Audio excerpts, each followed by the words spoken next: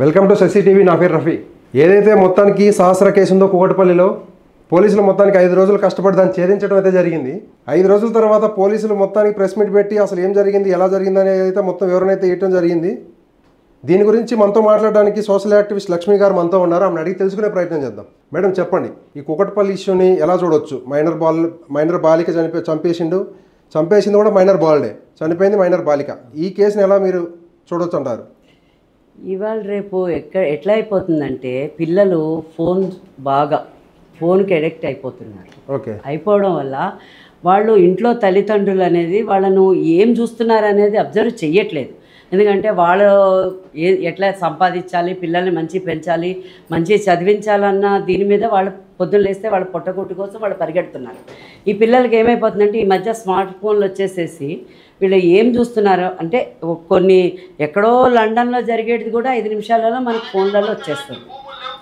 అలాంటివి వచ్చేసినప్పుడు వీళ్ళు ఇంట్లో ఉండి ఫోన్లు గంటలు ఇట్లా రోజులు అలాగా కూర్చొని ఫోన్లు చూస్తున్నారు.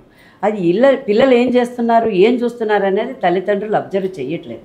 ఫస్ట్ ఆఫ్ ఆల్ నేను తల్లిదండ్రులకు ఒకటే విజ్ఞప్తి చేస్తున్నా, మీ పిల్లలు మైనర్ ఉన్నారు, చిన్న పిల్లలకి ఇస్తున్నారు, పెద్దవాళ్ళకి ఇస్తున్నారు ఫోన్స్. వాళ్ళకి ఇవ్వడం కాదు, వాళ్ళకి మారాన్ చేసి ఒక పూట అన్నం తినకపోతే వాడికి స్మార్ట్ ఫోన్ అంటే కొనిచ్చేస్తున్నారు. 1 ఇయర్ బాబు 1 ఇయర్ బాబు ఎవరు చిన్నపిల్లలు ఉంటారో అప్పుడు పుట్టి ఒక సంవత్సరం అయిన వాళ్ళు కూడా రీల్స్ చూడండి, ఫోన్ చూడండి, అన్నం తింటలేరు. దానికి వీళ్ళు అలవాటు చేస్తున్నారా లేదంటే వాళ్ళు అడుగుతున్నారా? అంటే ఇప్పుడు ఏమైపోయిందంటే పిల్లలు అన్నం తినేస్తారు కదా, అప్పటి వరకు ఫోన్ ఇచ్చేద్దాం అనే కాన్సెప్ట్ లో తల్లిదండ్రులు వెళ్ళిపోతారు, తినిపించే ప్రయత్నంలో వెళ్తున్నారు. అది ఏమైతుంది అనేది పిల్లలకు తల్లిదండ్రులు కూడా అర్థం కావట్లేదు, గ్రహించలేకపోతున్నారు.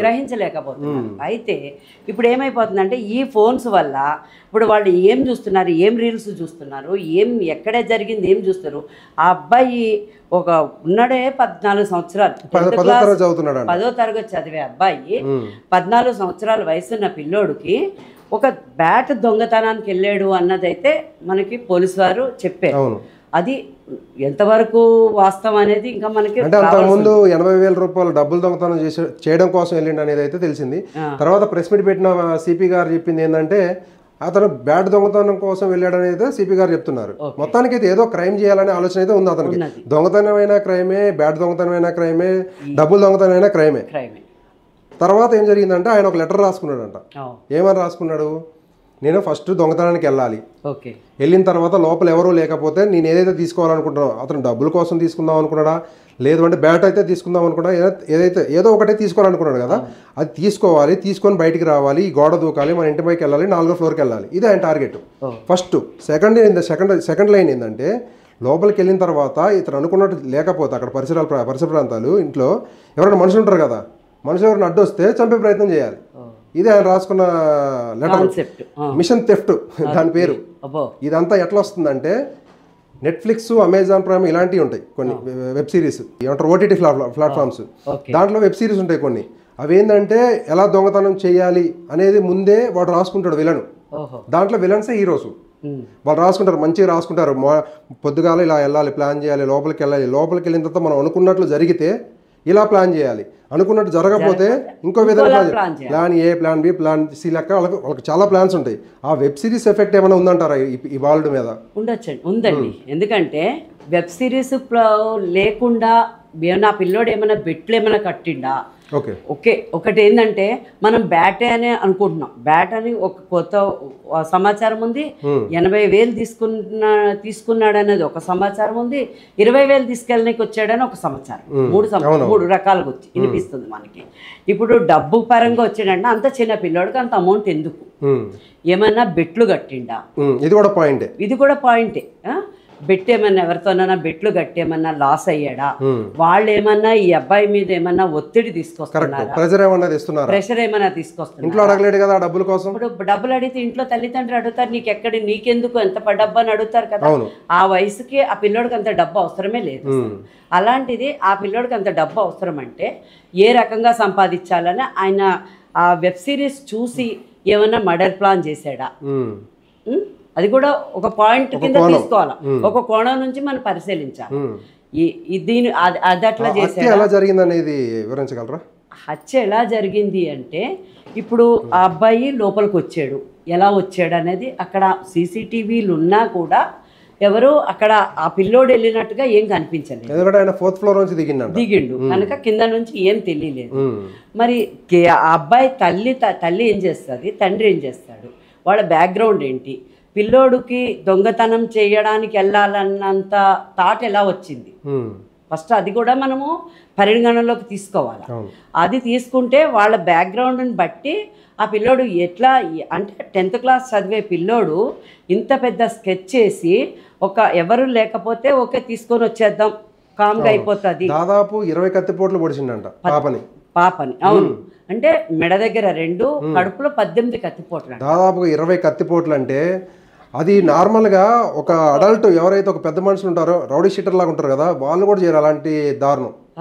వాళ్ళు ఎలా అసలు ఎవరన్నా 18 కత్తిపోట్లు పడుతుంది, 14 సంవత్సరాల బాలుడు 12 సంవత్సరాల అమ్మాయిని అంత కిరాతకంగా 18 కత్తిపోట్లు అంటే ఏది మామూలు విషయం? అది కాదు కదా. అది అంత క్రూరంగా ఎలా ఆలోచన ఎలా వచ్చింది? ఇప్పుడు ఏం జరుగుతుంది అంటే ఎవరైతే ఈ బాబు ఉన్నాడో ఈ బాబుకి యాక్చువల్గా అసలు ఈ మాస్క్ పెట్టాల్సింది ఏంటంటే మైనర్ కాబట్టి as per constitution we can't show అనమాట, దాన్ని షో చేయకూడదు అతను ఫోటో. అసలు ఇలాంటి దుర్మార్గుల్ని బ్యానర్లు వేసి కట్టాలా నా ఉద్దేశంలో. కానీ మనకున్న చట్టాల ప్రకారం చూపించకూడదని చూపించలేకపోతున్నాం. అయితే యాక్చువల్గా ఏంటంటే ఈ బాలుడు దారుణానికి ఇంత దారుణం చేసిన తర్వాత ఇతను ఎందుకు హైడ్ చేస్తున్నారు అనేది నాకు ఈ కాన్స్టిట్యూషన్లో అదేమన్నా సవరణ తీసుకొస్తే బాగుంటుందేమో అనిపిస్తుంది నాకు. ఎందుకంటే ఇలాంటి చేసిన తర్వాత ఇప్పుడు మైనర్ బాలుడు హత్య చేసిండు, అతను ఏం చేస్తారు, జునైనల్ హోమ్లో వేస్తారు. వాళ్ళకి ఏం చేస్తారు, చదువు చెప్పిస్తారు, గేమ్స్ ఆడిపిస్తారు, పనులు నేర్పిస్తారు, క్రమశిక్షణ నేర్పుతారు. నేర్పిన తర్వాత తనకి 18 సంవత్సరాలు వస్తాయి. తర్వాత ఆయన బయటకు వచ్చే అవకాశం ఉంది, ఇంకో బాలుడు కూడా ఇట్లా చేసే అవకాశం ఉంది. దీనికి సంబంధించి కొంచెం చట్టాల్లో సవరణ తెచ్చి మైనర్ బాలుడు కూడా ఏదైనా తప్పు చేసినా సరే కొంతవరకు వాళ్ళకు కూడా ఎక్కువ శిక్షలు ఉండే విధంగా చూస్తే ఇలాంటి ఆలోచనలు పోయే అవకాశం ఉందనేది నా అభిప్రాయం. ఏమంటారండి మరి? అవునండి, ఇదైతే 100% కరెక్ట్. ఎందుకంటే ఇంత చిన్న వయసులోనే అంత క్రిమినల్గా ఆలోచించి ఇంత బ్లడ్ కనిపిస్తేనే మనం తట్టుకోలేము. అలాంటిది ఆ నా పసిబిడ్డను 18 కత్తిపోట్లు పొడిసి ఆ పిల్లకి అంత రక్తం అడుగులో ఉన్నా కూడా ఇంకొక రకమైన పైశాచిక ఆనందం పొందాడు. అంటే పోటు మీద పోటు పొడుస్తూనే ఉన్నాడు కానీ ఆపటం లేదు. తల్లిదండ్రులకి ఏం చెప్పాలనుకుంటున్నారు మీరు? తల్లిదండ్రులకి అవునండి, నేను తల్లిదండ్రులకు ఒకటే చెప్తున్నాను ఏంటంటే ప్రతి ఒక్క తల్లిదండ్రులు పిల్లలు ఏం చేస్తున్నారు, పిల్లలు బయటికి వెళ్తున్నారు, ఫ్రెండ్స్ తోటి వెళ్తున్నారు, ఉన్న సర్కిల్ ఎలాంటిది, ఆ పిల్లలు ఏ ఫ్రెండ్స్తో తిరుగుతున్నారు, ఎక్కడ వెళ్తున్నారు, ఏ సినిమాలకు వెళ్తున్నారు, ఎలాంటి వెబ్ సిరీస్ చూస్తున్నారు, ఎలాంటి సినిమాలకు వెళ్తున్నారు, ఎటువంటి ఫ్రెండ్షిప్ ఉంది, వాళ్ళ